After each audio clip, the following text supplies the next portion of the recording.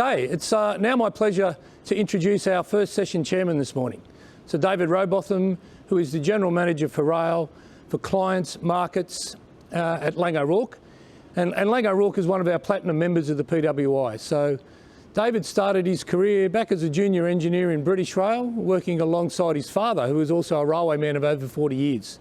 It's amazing the number of people who actually start in rail because of their parents, and particularly in our generation who have stayed in rail all our life. What we've got to do is get more of these people back into rail.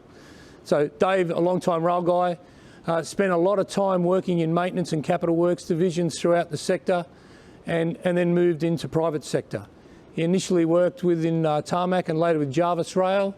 David's moved into leadership roles, working across the UK regions. He's moved into business opportunities. He's run major projects, such as the West Coast route modernisation in the UK.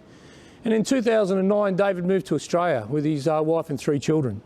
So would you all like to join with me in welcoming David to chair our first session for the PWI conference this morning, Rail Recovery. Thank you.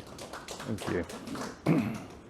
Thanks, Mark, for your introduction, and it's great to see some familiar faces here today that I haven't seen in person for such a long time. Good morning, everybody. It's a pleasure to be here today and chair this session. Laing O'Rourke's been a long-term supporter of the PWI, and as an organisation, it does so much to support our industry and keep us all connected at events like this, and hopefully we'll be having some more in person and we can connect broader than we have today. We've got some great speakers here this morning, but before we do hear from them, I'd just like to spend a few minutes telling you about what's happening at Laing O'Rourke.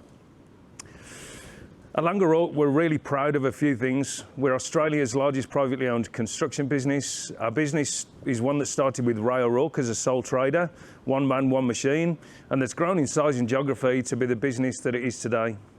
As large as the business has become, with around 30,000 employees, we've worked hard to keep that family culture and also work hard to make sure that this flows to our supply chain partners.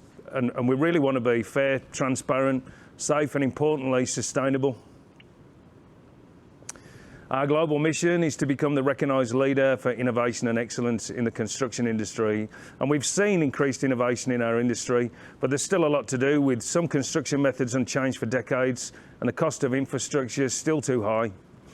And we've invested and will continue investing in building an increasingly innovative culture within our business, not only through our groups like the Technology and Innovation Group, but also through our people, where incremental improvements can really make a difference over time. We really recognise the imperative to make our industry more sustainable, and have set ourselves some pretty ambitious targets to guide our actions.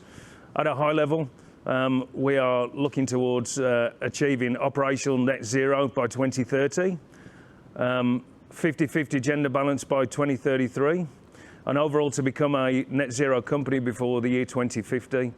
And that starts with working with our suppliers to develop data emissions on carbon emissions data, and setting some targets around that. Engineering sustainability into our work using our carbon calculator, and also embracing modern methods of construction and developing low carbon products. And finally, continuing the push for diversity, which, as we all know, extends way further than gender. Finally, here's our current rail footprint across Australia. We've got a solid work bank at present, with New South Wales and Victoria being the standouts as the busiest, but also pleasingly a growing share in WA. And recently picking up a job with Inland Rail in Queensland, which is it's great to be picking up some big jobs in Queensland again.